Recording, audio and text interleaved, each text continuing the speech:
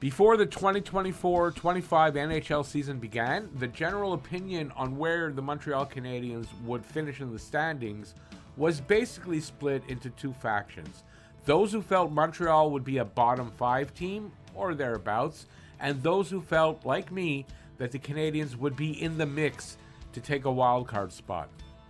I'd be lying if I said that I haven't gone back and forth between those two opinions due to Montreal's up and down from can't win to can't lose multiple times season.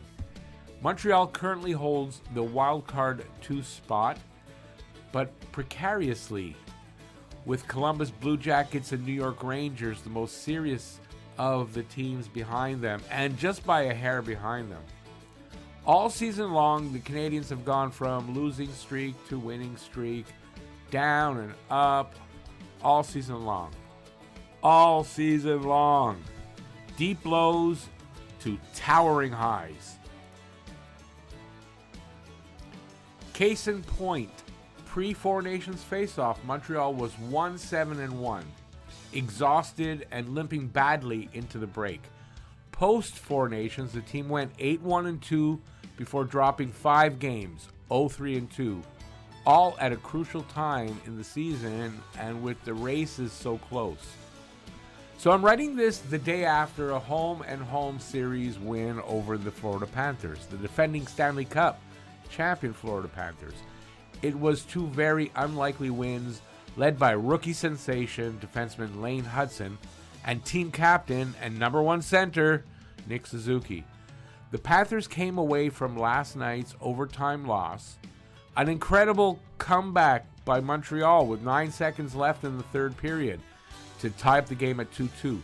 It then took just 29 seconds of the overtime for Montreal to come away with an important win on 2 unbelievable goals by Lane Hudson and Nick Suzuki, and by Lane Hudson, Cole Caulfield, and Nick Suzuki, giving Montreal a 10-3 record versus the 4 teams ahead of them in the Atlantic Division, a sign of what's to come in the years ahead. So the Panthers came away with a ton of respect for the Canadiens, and especially Nick Suzuki and Lane Hudson. There are 8 games left for Montreal in this crazy up and down, high and low, 4th year of the rebuild season, and by no means is their wildcard 2 spot locked down and their race for the playoffs over. So they have 3 road games and 5 home games left to try to secure their hold. Can they do it?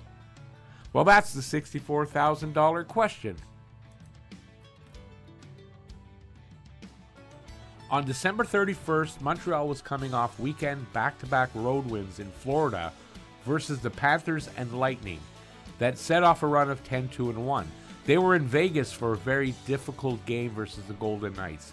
It was unlikely that they would win, and most of the people in my live stream chat agreed with me. I made a bold prediction, though, that if Montreal won this game, they would go on to make the playoffs. A bold prediction indeed. There were a few ups and downs since then to make me think that I was going to be wrong. But 3 months later, and after those 2 amazing wins versus Florida, I'm feeling much more confident in my prediction, knowing full well that with 8 games remaining, there's still time for things to change. In my 2024-25 NHL standings prediction video, and you can go to Talking Habs on YouTube to find that, I had Montreal finishing with 88 points, but to just miss the wild card. The last points projection I saw to make the wildcard 2 spot was 88 points. Will I be right about the points, but wrong about just missing the wild card? At the time of writing, the Canadiens have 79 points after 74 games. They need 9 points to get to the 88 points that are projected to get in to the playoffs, and that means they have 8 games remaining to do that. It's doable, especially with the remaining teams to be played. So here's the list. April 3rd versus Boston. That's a win in my book. Boston not playing very well at all. I believe going into this game, they're going to be on a 9-game losing streak. Montreal is going to make it 10. That's 2 points. April 5th versus Philadelphia. That's a win. Revenge for the game last week. And that's another 2 points. April 6th at Nashville. That's a win. Nashville, horrible team right now. They got to win that game. That's another 2 points. That gives them 6 of the 9, and they'll have 5 games remaining to get the 3. April 8th versus Detroit. Just a gut feeling. I just think that's a loss. I hope I'm wrong, and they could, if they win that game, they'll just be 1 point away from what they need. But I just got a gut feeling that's a loss. No points. April 11, they're in Ottawa. Ottawa, obviously, a tough team for them to play. You never know how it's going to go. I think this goes to overtime, and they get 1 or 2 points out of it, depending on how that works out. The next night, April 12th, they are in Toronto, the number 1 team, at least right now, in the Atlantic Division. Always gives Montreal a tough game. But Montreal gives them a tough game too, and it could go either way in my mind, 50-50. They can get either 0, 1, or 2 points out of that. Don't know. April 14th, second to last game of the season. They're at home to Chicago, horrible team, bottom of the league. That should be a win. Another 2 points, and depending how it went in Toronto, they might have sold up the wild card spot there. So we'll see. I think that's a game where we could find out if we're making the playoffs or not. And then the last game of the season, April 16th, they are at home to Carolina. They beat Carolina the last time at home in Montreal. 4-0. Can they do that again? I don't know. Carolina's a tough team. Will they be resting players? Will they not? I don't know.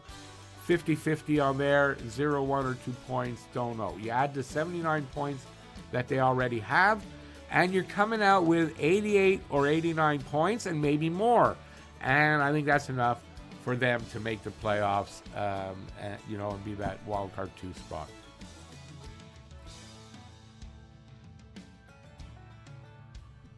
Update.